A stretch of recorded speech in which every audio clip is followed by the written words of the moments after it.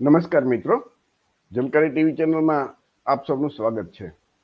મિત્રો, દેવગઢ બારિયા પ્રાંત ઓફિસ ખાતે ભારે વરસાદ વચ્ચે મોટી સંખ્યામાં ઓબીસી સમાજ એક થઈ અને પ્રાંત અધિકારીને 27% અનામત મુદ્દે આવેદનપત્ર આપ્યું અને સમાજને અનામતનો લાભ ના મળતો હોય તેવી રજૂઆત કરી. મતલબ કે દેવગઢ બારિયા વિસ્તારના અને દાહોદ વિસ્તારના ઓબીસી મિત્રો જાગ્યા છે. તો જે મિત્રોએ આ હિંમતભેરું કામ કર્યું છે એ તમામને અભિનંદન. અને એક વાત યાદ રાખજો કે દેશની અંદર જો ઓબીસી જાગશે તો જ પરિવર્તન આવશે, કારણ કે ઓબીસીની વસ્તી છે ને એ આશરે 65% જેટલી છે. એટલે જ્યારથી જાગ્યા ત્યારથી સવાર સમજી અને આ ક્રાંતિકારી કાર્ય કરવા સૌ આગળ આવો. અને જે મિત્રો આમાં આગળ રહીને જે કંઈ કામ કર્યું છે એ સૌને અભિનંદન. અને એક વાત યાદ રાખજો કે એસસી અને એસટી સમાજ છે ને એ તો આપણી રાહ જ જોવે છે કે ઓબીસી સમાજ છે મોટો ભાઈ છે, અને એ ઓબીસી સમાજ જાગશે ને તો દેશની અંદર ધરમૂળથી પરિવર્તન આવશે. આપણે જોઈએ ને કે ભાઈ ભારે વરસાદ વચ્ચે પણ એ બધા મિત્રો ભેગા થયા અને ત્યાં આવેદનપત્ર આપવા ગયા હતા. જે મિત્રો થોડા ઘણા જે હતા મિસ કે એમાંથી અમુક મિત્રો આ ફોટામાં તમને જોવા મળે છે એનો ક્લોઝઅપ. એટલે વરસતા વરસાદમાં કોઈ પણ બાનું બતાવ્યા વિના આટલી મોટી સંખ્યામાં હાજર રહ્યા, તો એ બદલ પણ બધાને અભિનંદન. અને આવો ઉત્સાહ ટકાવી રાખજો મિત્રો. આ એક સમાચાર છે ને કે આવેદનપત્ર આપ્યું ઓબીસી આ પ્રાંત ઓફિસરોની જે સબ ડિવિઝનલ મેજિસ્ટ્રેટની જે કચેરી છે દેવગઢ બારિયા ખાતેની, એનું દ્રશ્ય તમને જોવા મળે છે. આ છે પ્રાંત અધિકારીને રજૂઆત કરતા જે ઓબીસીના પ્રતિનિધિઓ છે એ આપણે જોઈ શકીએ છીએ. અને આ લડાઈ ફક્ત 27% પૂરતી નહીં, પણ એનાથી ખૂબ આગળ માટે આપણે લડાઈ લડવાની છે. અને જે મેં આ વિડીયો જોયો ને તો એમાં જોયું કે ભાઈ પ્રાંત અધિકારી પણ ઓબીસીના જે પ્રતિનિધિઓ હતા એમને શાંતિથી સાંભળતા હતા. અને જે કઈ રજૂઆત થઈ એ રજૂઆત પણ એમ કે 27% નો પૂરો અમલ થાય. 27% જે મળ્યું છે એ પણ એનો અમલ નથી થતો. તો એ ખાસ કરીને એમાંથી જે મુદ્દા છે એ આપણે સમજીએ મિત્રો. આનાથી વધારે થોડુંક આગળ જઈને તો જેટલા મિત્રો જોડાણા છે એ મિત્રોને બીજા તો ઓબીસીના કે એસસી એસટી જે તમામ આપણે લોકો જે પછાત વર્ગો જેને કહીએ એના ઘણા બધા મુદ્દાઓ છે, પરંતુ થોડાક જે ખૂબ જ અગત્યના મુદ્દાઓ છે ને એના વિશે આપણે એક ચર્ચા કરશું તો દરેક મિત્રોને ખ્યાલ આવશે. આ જે ભાવનગર જિલ્લામાં છે ને વર્ષોથી ઓબીસી સમાજ છે જાગીને આ સામાજિક ક્રાંતિ નું કામ કરે છે. કલહમાં યુવા સંગઠન હોય, વ્યવસ્થા પરિવર્તન પાર્ટી હોય, બુદ્ધ પરિવાર હોય કે બુદ્ધ કર્મચારી કલ્યાણ સંઘ હોય, અને ઓબીસી હક અધિકાર અભિયાન હોય, આ બધી સંસ્થાઓ દ્વારા ઓબીસી અને એસસી ના મિત્રો, કેમ કે એસટી ની વસ્તી ભાવનગરમાં છે નહીં વધારે, પણ ઓબીસી અને એસસી ના મિત્રો ભેગા મળી અને આ સામાજિક કાર્ય વર્ષોથી સમાજને જગાડવાનું કામ કરે છે. અને આવી રીતે જો દેવગઢ બારિયા અને દાહોદ વિસ્તારના પણ મિત્રો જાગે તો એ ખરેખર આપણા માટે આનંદની વાત છે. અને આજના જે બધા મુદ્દાઓ છે ને એ જો આપણને સમજાશે ને તો આપણે ભવિષ્યમાં આવેદનપત્ર કે ધરણા કાઢી કે રેલી કાઢી અને આપણા જે અધિકાર છે બંધારણમાં ડોક્ટર બાબા સાહેબ આંબેડકરે આપણને જે હક અને અધિકાર આપ્યા છે એના માટે આપણે આંદોલન નહીં કરવા પડે, પરંતુ એ એમના મતલબમાં એ આપણે ખુદ આપવા વાળો સમાજ બની શકીએ એમ છીએ. માંગવાની જરૂર નહીં હોય. એવું કહેવાય છે ને કે ભાઈ માંગવાથી તો ભીખ મળે. આવડો મોટો સમાજ છે એને માંગવાની શું જરૂર છે, એ તો આપવા વાળો સમાજ હોવો જોઈએ.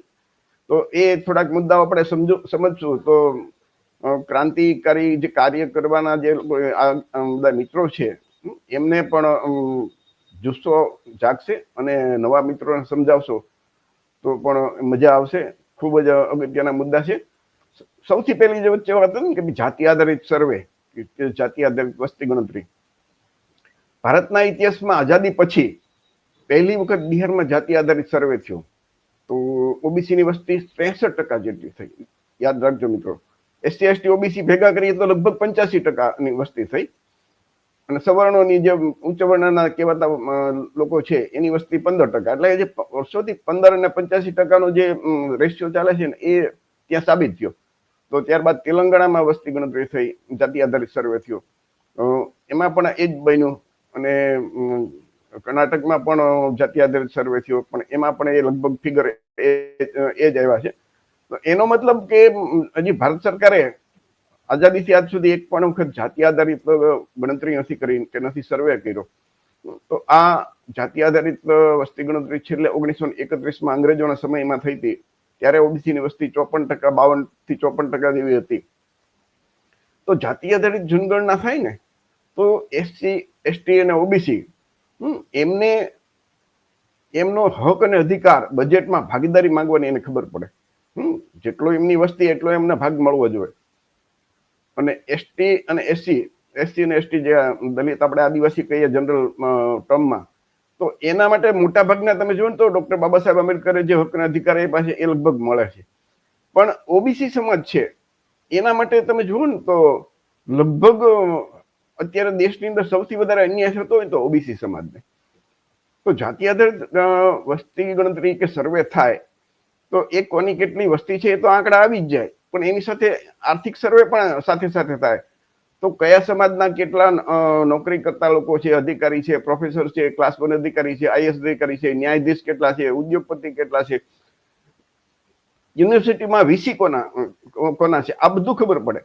અને જેટલો જેનો હિસ્સો હોય એટલો દરેક વ્યક્તિ હક અને અધિકાર એ એમ કે ટેબલ ઉપર હાથ મૂકીને પછાડીને કહી શકે અમે આટલી વસ્તી છે તો મને આટલું બજેટમાં ભાગીદારી મળવી જોઈએ. તો જાતિ આધારિત સર્વે તમે જુઓ ને તો આઝાદીથી આજ સુધી થઈ જ નથી ગણતરી.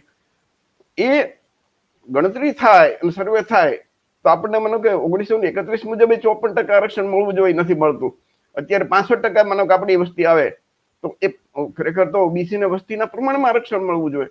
ડોક્ટર બાબા સાહેબ આંબેડકરે બંધારણની જે કલમ 15(4) અને 16(4) છે કે દરેક વસ્તીના પ્રમાણમાં દરેકને આરક્ષણ મળવું જોઈએ, એના માટે એની વાત કરી છે. એ આરક્ષણ એ કઈ ગરીબી દૂર કરવાનો કાર્યક્રમ નથી, પણ જે તે સમાજનું પ્રતિનિધિત્વ છે. એસસી અને એસટી ને વસ્તીના પ્રમાણમાં મળે છે, એના હકનું ખાય છે, કોઈનું લઈ નથી લેતા, બહુ સારી વાત છે. પરંતુ ઓબીસી ની અત્યારે માનો કે 65% જેવી વસ્તી હોય તો એને ફક્ત 27%, ની એ 43-44 વર્ષ પછી મળ્યું આઝાદી પછી, અને એ પણ 27% જ આરક્ષણ, મતલબ કે અડધું નથી મળતું, અડધાથી ઓછું.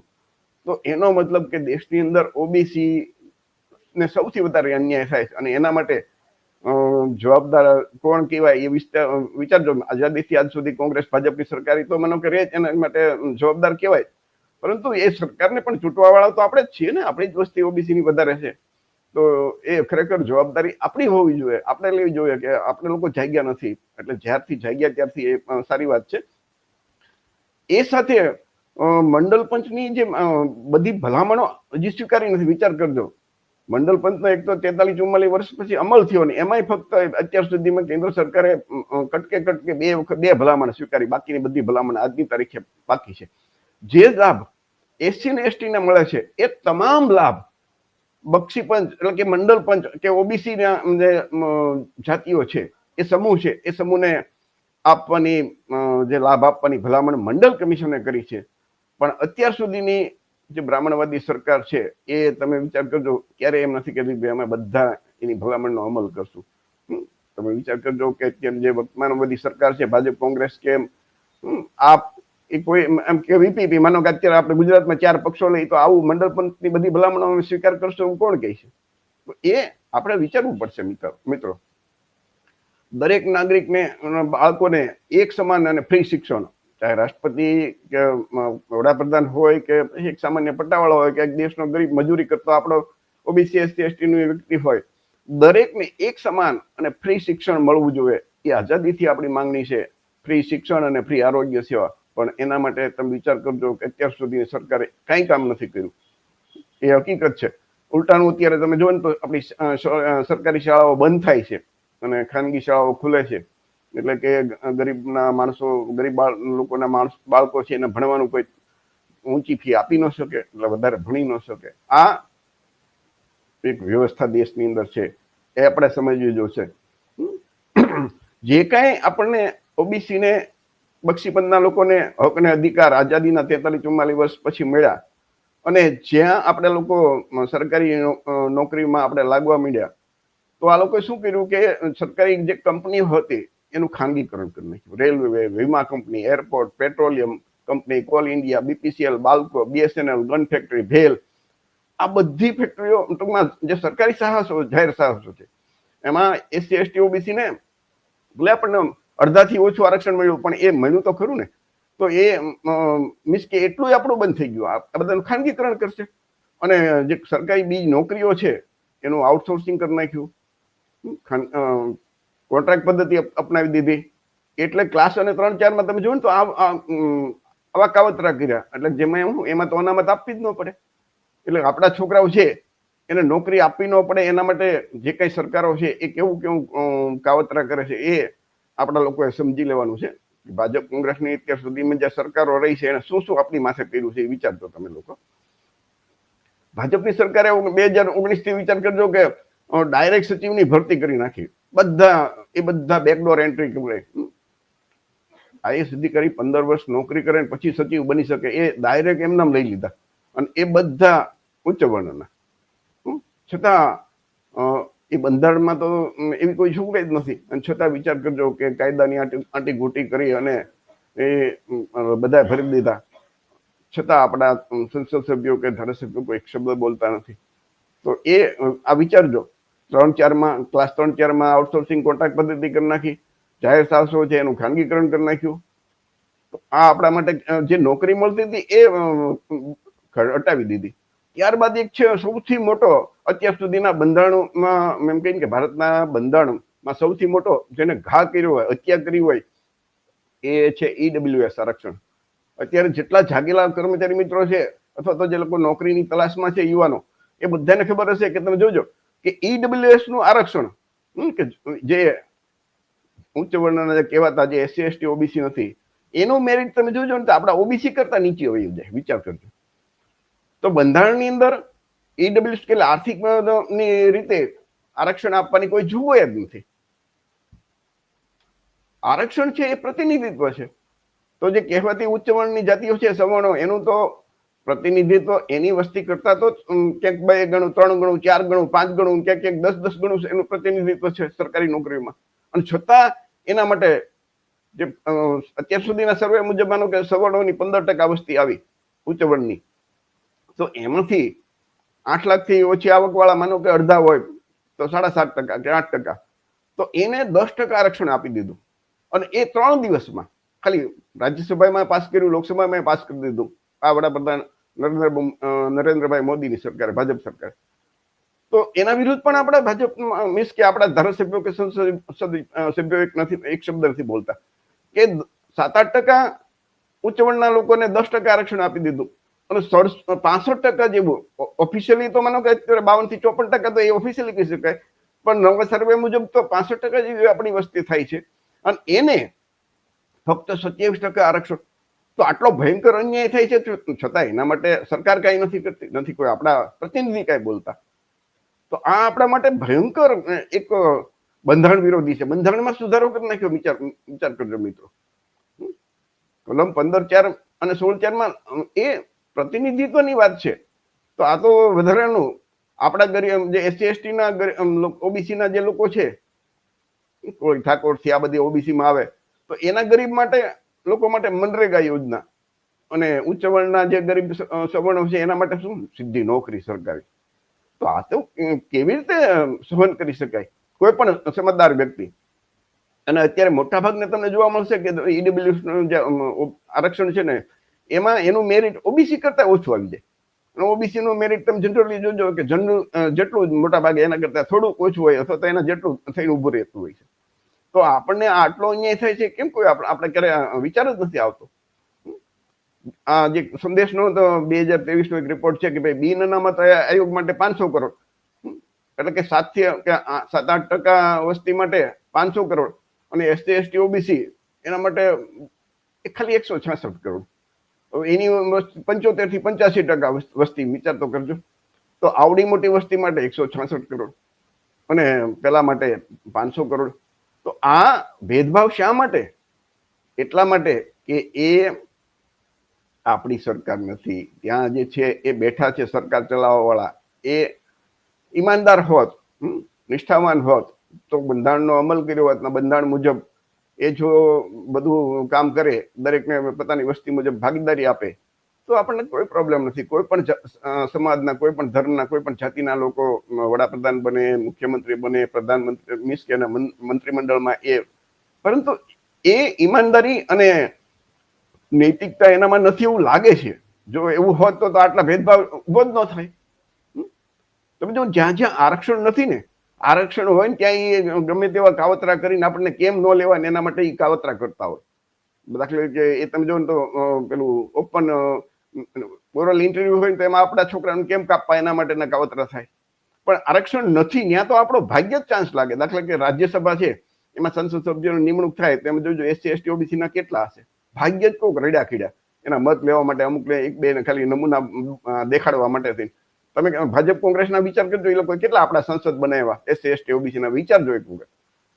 હું કહું એટલે નહીં, તમે ખુદ આ આપ જે નવી આપ પાર્ટી આવી ને એને લગભગ 13, 14 કે 15 અત્યાર સુધીમાં એ નવા રાજ્યસભામાં નિમણૂક કરી, એક કે એસસી એસટી ઓબીસી ને નથી કરી. વિચાર કરજો કેટલા એ લોકો અંદરથી જાતિવાદી હશે, વિચાર કરજો. લોકશાહીના જે 4 સ્તંભ છે ને, પેલો કહેવાય કે ભાઈ જે સંસદ અને વિધાનસભા, બીજો સ્તંભ છે એ ક્લાસ 1 અધિકારીઓ, આઈએએસ, આઈપીએસ, આઈઆરએસ, આઈએફએસ, આ બીજો સ્તંભ. પછી ત્રીજો સ્તંભ છે એ ન્યાયતંત્ર, સુપ્રીમ કોર્ટ અને હાઈકોર્ટના જજ. તમે જુઓ તો આ બધી જગ્યાએ તમે જુઓ તો ચોથો સ્તંભ છે મીડિયા, ટીવી, અખબાર. તો આ બધી જગ્યાએ બ્રાહ્મણ વાણિયાનો કબજો છે. આપણા એસસી એસટી ઓબીસી ના કેટલા નહિવત, ક્યાંક કોઈક નમૂના પૂરતા જોવા મળે, બાકી વસ્તીના પ્રમાણમાં ક્યાંય ભાગીદારી જ નથી. વડાપ્રધાન કાર્યાલય તમે વિચાર કરજો તો એમાં સચિવ કેટલા 89 હોય, તેમાંથી આપણો ભાગ્ય જ કોઈક હોય ઓબીસી એસસી એસટી નો. તો જ્યાં આપણા કોઈ અધિકારી જ નથી, જો આપણા માટે યોજના ક્યાંથી બનાવે? ન્યાયતંત્રમાં તમે જુઓ ને તો આપણા તમે ઓબીસી ના, એસટી ના, એસટી ના જજ ક્યારેક બનતા હોય. અત્યારે માનો કે ચીફ જસ્ટિસ છે સીજીઆઈ ગવાઈ સાહેબ, એ શેડ્યુલ કાસ્ટના છે, પણ એવું તો ભાગ્ય જ બનતું હોય. ઓબીસી ના ગુજરાતની અંદર ઠાકોર અને કોળી સમાજ સૌથી મોટો છે. તમે જોવો તો એના ક્યાંય બન્યા છે? મીડિયાના બધા માલિકો તમે જુઓ તો એ બ્રાહ્મણ વાણિયા જ છે. તો એ મીડિયા સતત આપણો કોઈ દિવસ પ્રશ્ન આમાંથી જે આપણા પ્રશ્નો છે, આપણી મુશ્કેલી છે એ નહીં બોલે. એ ફક્ત મંદિર અને મસ્જિદની વાતો કર્યા કરશે. દેશના ઉદ્યોગપતિમાં જુઓ તો દેશની અંદર આઝાદી પછી તો આપણે આર્થિક સમાનતા નો બાબા સાહેબે બંધારણના આમુખમાં જ લખ્યો છે કે આર્થિક સમાનતા આવવી જોઈએ, સામાજિક ન્યાય મળવો જોઈએ. તો દેશના 10,000 ઉદ્યોગપતિ તમે લ્યો તો એમાં આપણા એસસી એસટી નો માનો કે આપણી 85% વસ્તી હોય તો કમસે કમ 75% તો હોવો જોઈએ ને, 50% તો હોવો જોઈએ ને. તો એને બદલે તમે જો તો 1% નહીં જોવા મળે. બધું એની પાસે છે. રાજ્યપાલની નિમણૂક થાય એમાં તમે જોજો, રાજ્યપાલ કે ઉપરાજ્યપાલ ભાગ્ય જ આપણા ક્યાંક કોઈ દિવસ ક્યાંક એ લોકોના ખાસ વિચારધારા જે એસસી એસટી ઓબીસી ના વિરોધી હોય અને કટ્ટર એની વ્યવસ્થાના ગુલામ હોય એવા લોકોને મૂકતા હોય. બાકી ભાગ્ય જ મૂકે. આપણા દેશની યુનિવર્સિટીમાં તમે જો વાઇસ ચાન્સેલર, કુલપતિ, એમાં તમે જુઓ ને તો ક્યાંય આપણા હોય છે? કેમ કે આ બધામાં આરક્ષણ નથી, એટલે બધા એના જ મૂકી દે મામા માસી. હમણે ગયા વર્ષે મહિલા આરક્ષણ બિલ પાસ થયું લોકસભામાં. એ તો હજી લાગુ થશે, હજી વાર છે. એમ કે નવી જાતિ આધારિત ગણતરી થાય પછી એનું નવો સર્વે થાય. પણ એની અંદર એસસી ને એસટી ની મહિલાઓને આરક્ષણ મળ્યું, ઓબીસી ની મહિલાઓ માટે આરક્ષણ નથી. તો મહિલા અનામત પછી શું થાય કે માનો કે આપણો વિસ્તાર હોય જ્યાં ઓબીસી ની વસ્તી વધારે હોય તો ત્યાં મહિલા અનામત આપી દે. પણ એમ કે ભાઈ એસટી એસટી ઓબીસી ની તો મહિલાઓ ભણેલી નથી એટલે સવર્ણોની મહિલાઓને ત્યાં આપી દે, એટલે આપણો પ્રતિનિધિત્વ એ કરે. એવું બની શકે ને ભવિષ્યમાં? તો જેમ એસસી અને એસટી ની મહિલાને આરક્ષણ મળ્યું એમ એના માટે આપણા માટે પણ જોગવાઈ કરવી જોઈએ ને. તો એ નથી કરતા. કોઈ ઓબીસી ના સંસદ સભ્યો કે ધારાસભ્યો કે એસસી એસટી ના નથી બોલતા. તો આ આપણે સમજવાનું છે કે આ મહિલા આરક્ષણ બિલ કોના માટે? આપણા માટે કે ફક્ત ઉચ્ચ વર્ણની મહિલાઓ માટે છે? બિલની જોગવાઈ આ બધી એ તમે સામાન્ય રીતે આમ તો જઈને તો જે દેશની અંદર જેની વસ્તી, લોકશાહી વ્યવસ્થામાં તો જેની વસ્તી વધારે એનું શાસન હોવું જોઈએ ને. તો આપણે તમે જુઓ ને તો કોળી ઓબીસી એસટી ની વસ્તી કેટલી છે? તો કે 75 થી 85% જેવું. તો આપણા વડાપ્રધાન આમાંથી કોઈ દેખાય છે અત્યાર સુધીમાં? તમે જુઓ ને શરૂઆતથી આજ બધી. બાકી તો જો બ્રાહ્મણવાદી પક્ષોમાં તો આપણા વડાપ્રધાન બન્યા હોય ને તો એ આપણા માટે કાંઈ ન કરી શકાય, કાંઈ ન કરી શકે. વડાપ્રધાન નરેન્દ્રભાઈ મોદી એમ કહે છે કે હું ઓબીસી છું, પણ ઓબીસી માટે એક પણ કામ કર્યું હોય તો કે ઓબીસી નો હકનું સૌથી વધારે આપણા બાળકોના મોઢામાંથી છીનવી અને સવર્ણોના બાળકોને ખવડાવ્યું હોય તો એ ઈદ બજવે છે. એ વડાપ્રધાન મોદીએ કર્યું છે. તો એનો મતલબ એમ છે કે ઓબીસી હોવા છે એમ કહે છે, પણ ઓબીસી માટે કોઈ ભલું કામ તો કરી નથી શકતા. આપણે ગુજરાતની વાત કરીએ તો ગુજરાતના મુખ્યમંત્રી અત્યાર સુધીના થઈ ગયા જેની 2%, 3% વસ્તી હોય, 5%, 6%, એના મુખ્યમંત્રી બનતા હોય. આપણા મુખ્યમંત્રી બનતા હોય, ભાગ્યે જ કોઈક બની જાય. અમરસિંહ ચૌધરી છે કે માધવસિંહ સોલંકી જેવા કોઈ એકાદ વખત બની જાય કોઈ. બાકી બધું તમે જુઓ ને તો એ લોકોનું તો લોકશાહી વ્યવસ્થામાં તો જેનો વસ્તી હોય એની દરેકને વસ્તીના પ્રમાણમાં ભાગીદારી મળવી જોઈએ ને. આપણા લોકોને સારા મંત્રીમંડળના ખાતા ન મળે. તમે સામાન્ય પશુપાલન ને એ સમાજ કલ્યાણ એવા બધા મંત્રાલય આપણી પાસે હોય, આપણા લોકો પાસે, SC ST OBC પાસે. નાણામંત્રી કે મહેસૂલ મંત્રી કે શિક્ષણ મંત્રી એવું કોઈ દિવસ લગભગ ભાગ્ય જ આપણી પાસે હોય કે ગૃહ મંત્રાલય હોય. એવું બન્યું જ કરે. તો આ આપણી આટલી મોટી વસ્તી છે, તમે જોવો તો એ છતાં આપણું માનો કે એ લોકોનો જે રાજકીય પક્ષ હોય એની અંદર બધા હોદ્દા આપે, એમાં તો માનો કે ગમે એ આપે, આપણને કાંઈ વાંધો નથી. આપણે તો સરકાર જે કામ કરે છે એ અગત્યનું છે.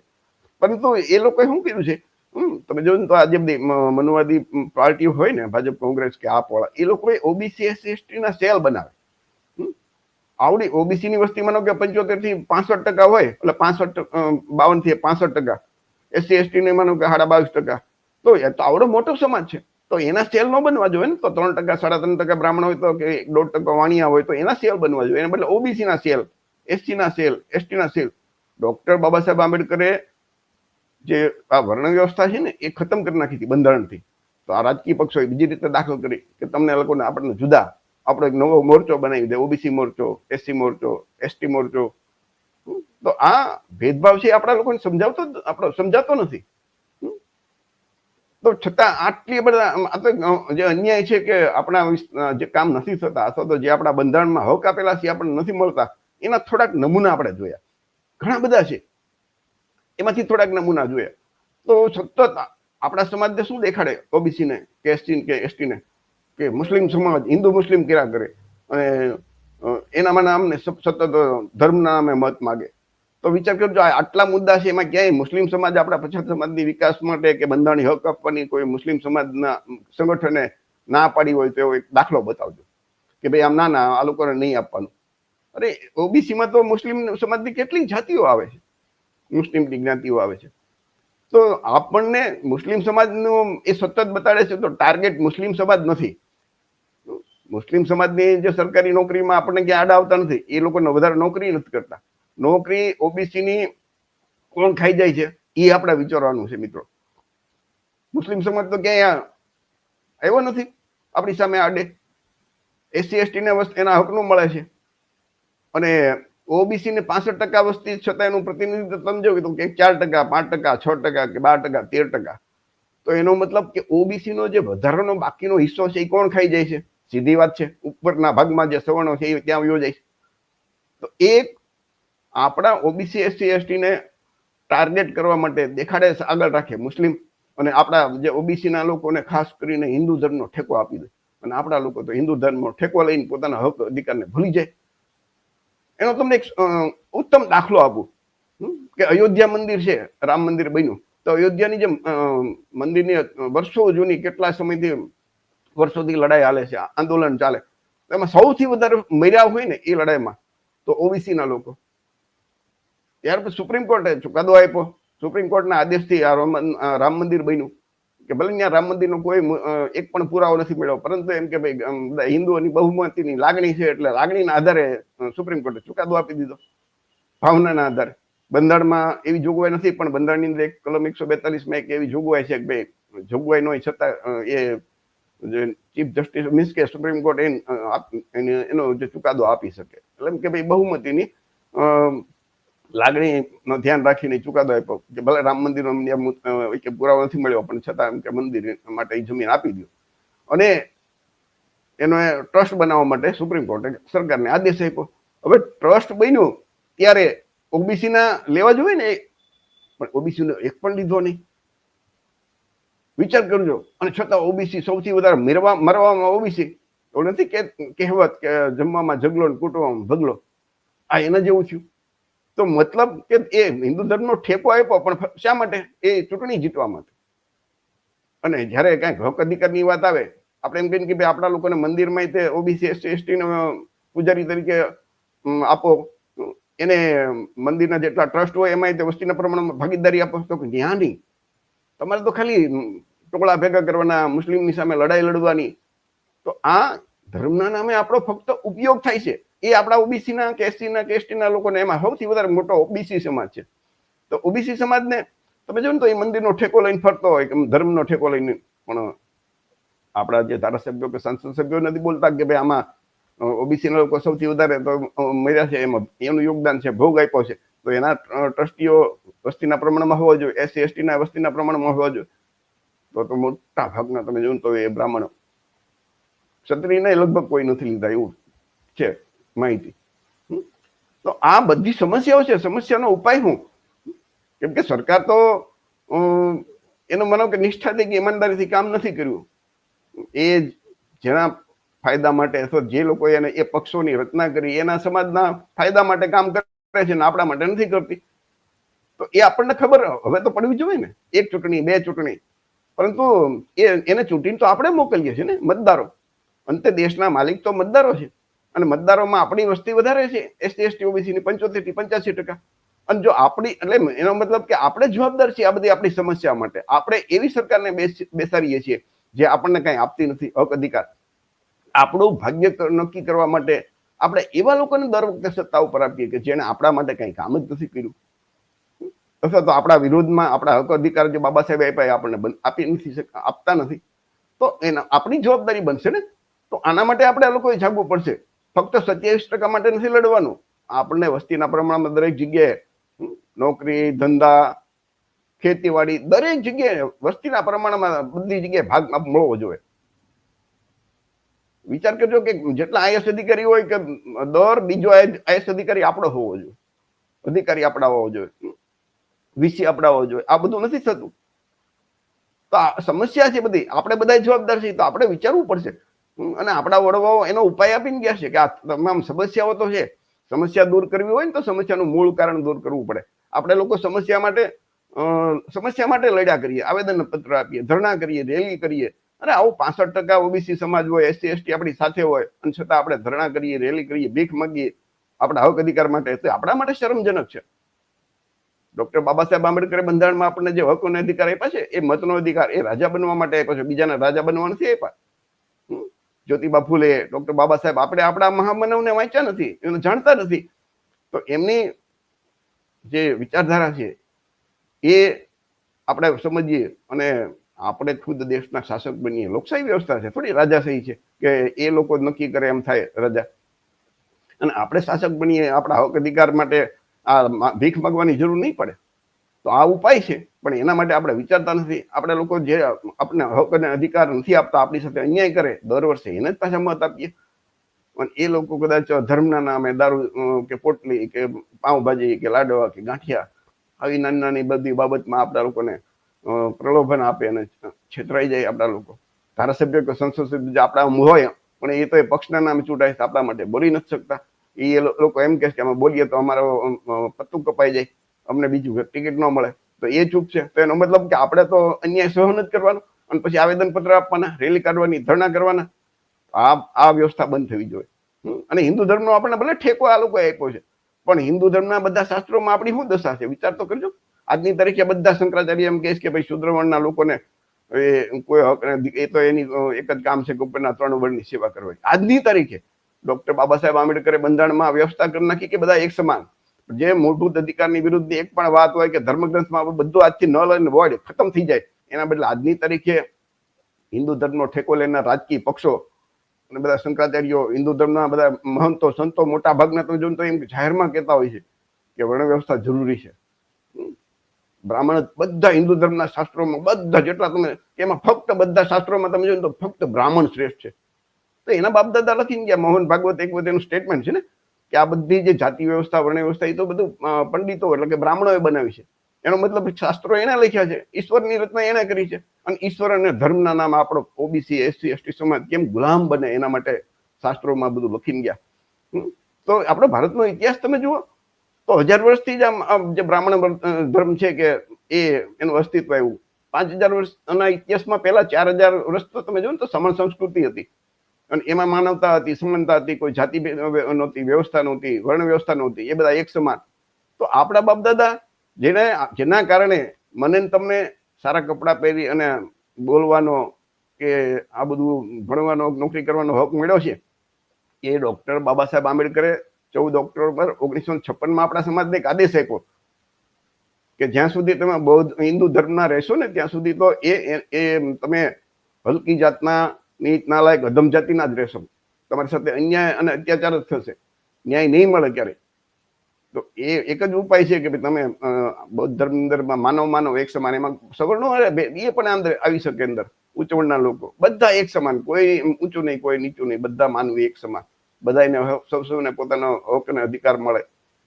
અને એ જ વિચારધારા ઉપર માનની કાંશીરામ સાહેબ લોકોને જગાડ્યા. અને SC ST OBC જ્યાં જ્યાં જાગ્યા છે ત્યાં પછાત વર્ગોના હાથમાં શાસન આવ્યું છે.